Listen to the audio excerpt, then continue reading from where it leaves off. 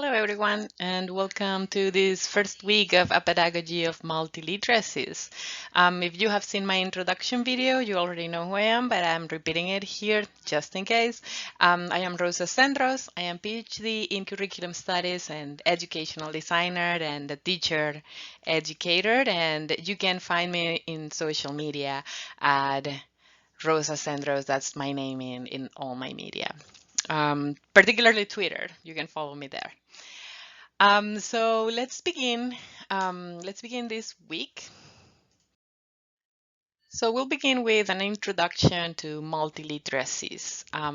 We will talk about what this term encompasses in society in general, and in future weeks we will focus more on the theoretical aspects of this term, of what it means really for Galantis and Cope, who were the creators of this term, and how we implement it into classes. But for this week, we will focus on those bigger societal aspects of multiliteracies. So I'm going to show you a little bit of what this week looks like at a glance. And this is the ideal order that I set up for the course and for this week. But you know that this year has is anything but ideal. So you can please try to follow this order as much as you can, but you can, of course, start at the end, start at the middle, start anywhere. So ideally, you would have started by watching my introduction and introducing yourself in the voice thread. It's located in the overview section of the course. Then you should get familiar with the course and visit the how-to section that we have there in the left part. And the next thing would be reading. This week's reading. This week's reading is the one by Galantis and Cope. And the way that I would like you to do it, and I explained this in another video, is that you engage with that. That's why we're using perusal. So perusal is going to allow us to interact, all of us, around the reading. And you have hopefully seen some of my comments there, and it's kind of me following through this reading, showing you, highlighting for you what are the most essential aspects of it, the aspects that you should remember. And it's you, of course, highlighting all the things that are meaningful to you and meaningful to your practice. So that's why I really like that tool, and I encourage you to do that before watching this, because I will go over some concepts in there. So the four things will be watching this voice thread, watching this video, and the next thing will be our synced ed talk. And I like this idea of all coming together to do kind of a group activity. And I will be doing 5 of these synced ed talks throughout the term. And you need to attend at least 3 for a full participation mark. Of course, in addition to doing all the other group activities. So kind of looking at this, I want you to place yourself into this kind of a rhythm to the course, and in each week we will have these common elements. The first one will be to do a reading in perusal. The next one will be watching a voice thread like this and commenting to it and engaging with it. And the other one will be either a synced talk or a group work, some other activity that will be asynchronous but in a group. So think about that the weeks that we will do these group activities, you won't have a synced ed talk. So I will try to balance that for you, so you don't have that that amount or that load of work every week. So, we will either have that synchronous conversation, or we will have a group work that is asynchronous. So this is for this week, and every week we'll have at least these 3 activities. Activity 3, activity 4, and activity 5 will be consistent for each week. There will be a reading, there will be a voice thread, and there will be a group talk, whether it's synchronous or asynchronous. So that is for this week. Let's go over I I'll be talking about in this voice thread. I want to start with this quote by John Sieska, and it's about him telling to expand the definition of reading to include nonfiction, humor, graphic novels, magazines, action, adventure, and yes, even websites. So, what is like reading each of these elements? How is it different to the readings that we do at school, to the readings that we usually teach? Um, because it's the pleasure that reading that counts. The focus will naturally broaden. A boy won't read shark books forever. So, so what does it say to you? And I want you to use that voice thread um, feature for you to comment and go press the plus button and add some comments. What does this quote say to you? Um, why is it the pleasure of reading that counts? And what does this reading means? What kind of things are people required to read in their everyday life? So think about those things to begin the class, and please pause the video and take some time to comment there. So the next thing, these are the topics that I'm gonna cover for this week. First is we're going to talk about 21st century teaching and learning and what are its characteristics. Then we'll talk about multiliteracies. What is it and why do we need this term multiliteracies? And we will talk about multiliteracies in 2020. What this concept implies for a year like this, for everything that we have come through. Um, the reading for this week is from the beginning of the century. If you look at it, if you look at the date of that article by Calansis and Cope. So a lot of things have changed, and a lot of those definitions have been expanded to cover what we have in what we're seeing in a social media society that is powerfully driven by what people see online and how people navigate themselves in this online culture. And what we have experienced in this year particularly gives us a lot of scenarios to discuss that digital literacy aspect and how we are navigating this participatory culture that we are living right now, and how are we preparing our kids for that environment. So we're going to be saving that last point for our Synced Ed talk. And I want to engage you with some very interesting readings there and do some group work around it. And of course, you will bring your questions from everything that I'm discussing in this voice thread and from everything that you are sharing yourselves in the comments. So that's for this week. And let's go with the first topic, which is 21st century teaching and learning. This is going to be a nice discussion. What is different in this century? Why are we talking about this 21st century teaching and learning and how it differentiates itself from what we were doing in the past?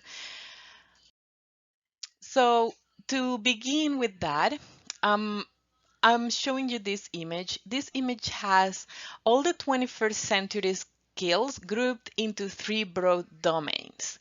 Because as you would have seen throughout maybe some of the optional readings that they were in the syllabus, 21st century skills have many different categories and many different classifications. This is one of them, and this shows maybe some of it. So as you can see in this graph, there are a lot of things that are called soft skills, like adaptive learning and communication and problem solving and active listening. So all these things, how do we prepare students for this.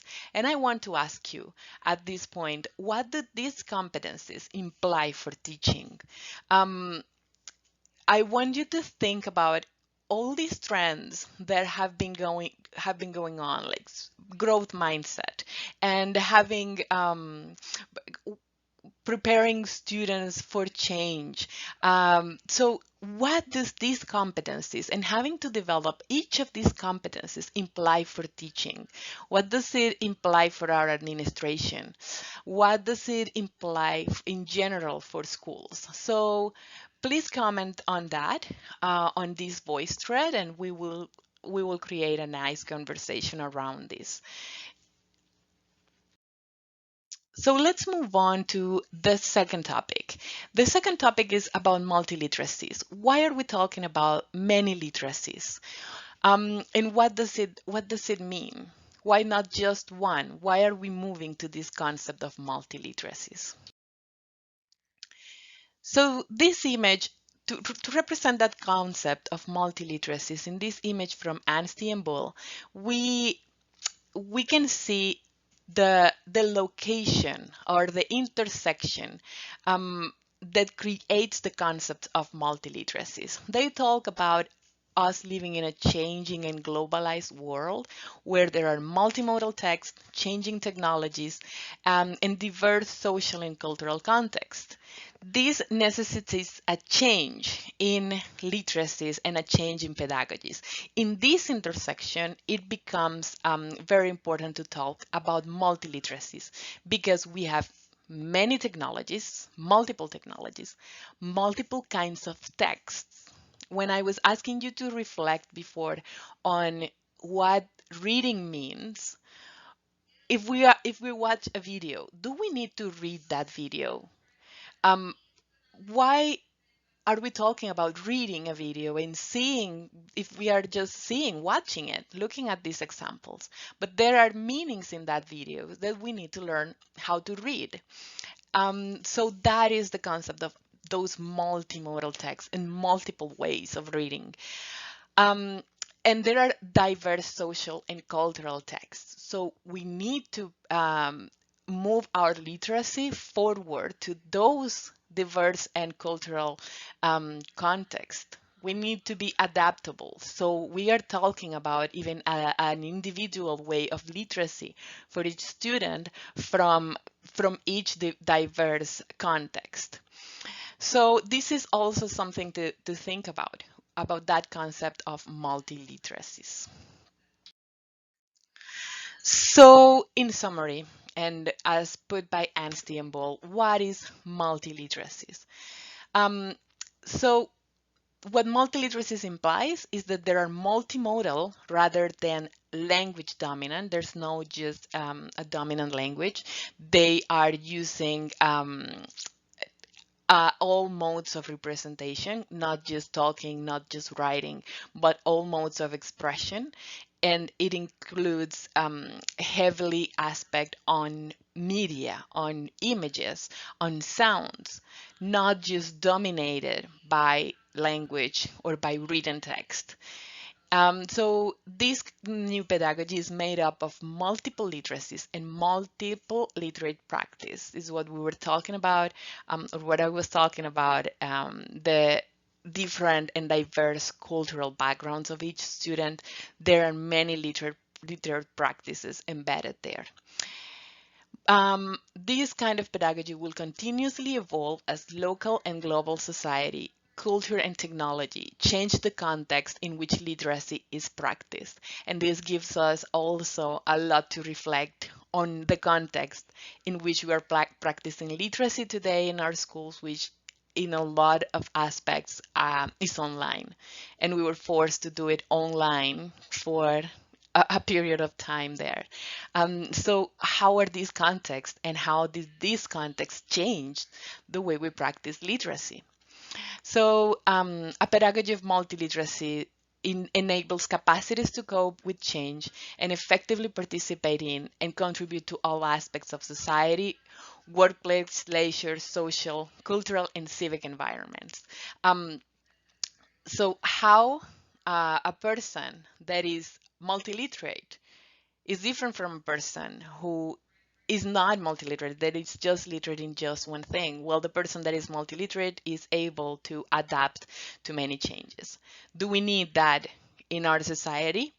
And how do we create that person? Those are going to be discussions that we're going to have throughout the course. So that is mostly the multiliteracies concept um, in a global way, globally. And throughout the course, we will talk more about what it looks like in the classrooms and what are those theoretical concepts that come to multiliteracies, the four tenets of multiliteracies, which are also described in the readings that you discussed this week.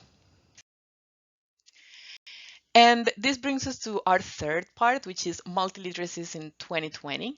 And as I said, we are going to do this part in our Synced Ed conversation, but I will give you a peek of what this will look like. So for that Synced Ed talk, we're going to um, do a jigsaw reading. So we will form four groups and I will give you four different pieces of literature for different readings. And you will do that reading and discussion within your expert group. Then we will change groups where each group will be composed by one by one member of each group, one or more. We could have more members in just one group. And then in that new group, you will share what you learned and we will answer the big question together. And the big question is, what does a pedagogy of multiliteracies looks like in 2020? And the groups we will share their answers with the class and we will have that nice time. So in the sync talk, I wanted to also respond any questions that you will have about the syllabus or about the course in general if you have not asked it throughout our asynchronous media. You can do that in our session. So have a wonderful week and I will see you around. You can contact me through artsandros@uw.ca and you can ask me any questions about this or anything in the course. Thank you so much for viewing this. Bye bye.